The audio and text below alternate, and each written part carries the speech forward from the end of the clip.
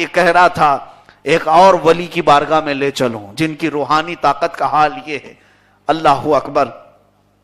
حضرت مخدوم علاء الدین صابر کلیری رحمت اللہ تعالی علیہ، صابر کلیری رحمت اللہ تعالی علیہ کی بارگاہ میں ایک ان کے مرید نے سوال بھی کیا تھا کہ حضور یہ مسئلہ کیا ہے فنا اور بقا کا؟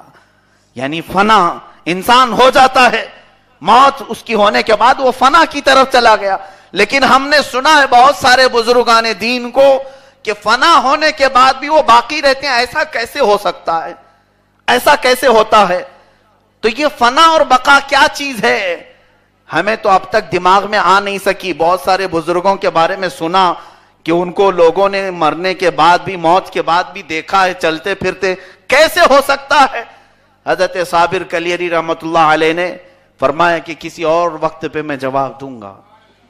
آپ نے اس وقت جواب نہیں دیا، اور پھر آپ نے وصیت یہ فرمائی کہ جب میرا انتقال ہو میرا جنازہ تیار رکھنا اور کوئی بھی جنازہ پڑھانے کی ہمت نہ کرنا، اور اللہ تعالی کی طرف سے ایک بندہ آئے گا جو پرہیزگار ہوگا اور اس کی بہت سارے اوصاف آپ نے بتائے، کہا وہ میرے جنازہ پڑھائے گا، میری نماز جنازہ پڑھائے گا.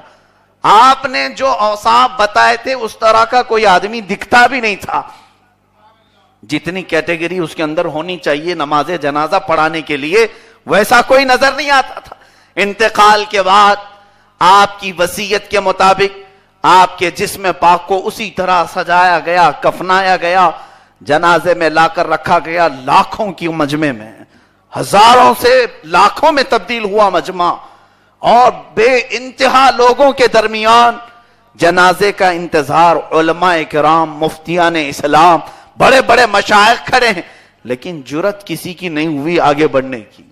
بہت دیر کے بعد دوپہر کے وقت ایک گھوڑے پر سوار ایک شخص آیا اور چہرے پر نقاب پڑا تھا. وہ سیدھے جنازے کے پاس اپنے گھوڑے کو چھوڑ دیا اور جنازے کے پاس کہا کھڑے ہو کر صفیں درست کر لو، جنازے کی نماز قائم ہو رہی ہے. کسی نے پوچھنے کی ہمت نہیں کی. شاید یہی وہ بزرگ ہوں گے جن کے بارے میں صابر کلیری رحمت اللہ علیہ نے وصیت کی تھی. کسی کو ہمت نہیں ہوئی. آپ سارے لوگ صف بنا کر کھڑے ہو گئے اور نماز جنازہ قائم ہوئی. پوری نماز ہونے کے بعد پھر وہ آئے ہوئے بزرگ گھوڑے پر سوار ہونے جا رہے تھے.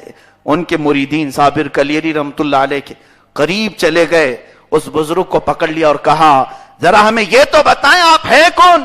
کیونکہ صابر کلیری کی نماز جنازہ کس نے پڑھایا؟ اگر دنیا ہم سے سوال کرے تو ہم جواب میں کیا کہیں؟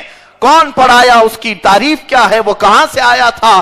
تو وہ آنے والے بزرگ نے اپنے چہرے سے کپڑا ہٹایا، دیکھا تو کوئی اور نہیں، وہ صابر کلیری تھے. فرماتے ہیں اے لوگوں تم نے سوال کیا تھا فنا اور بقا کیا چیز ہے؟ وہ جنازے میں جو لیٹا ہوا وہ فنا ہے، اور یہاں جو نماز پڑھا رہا ہے یہ بقا ہے.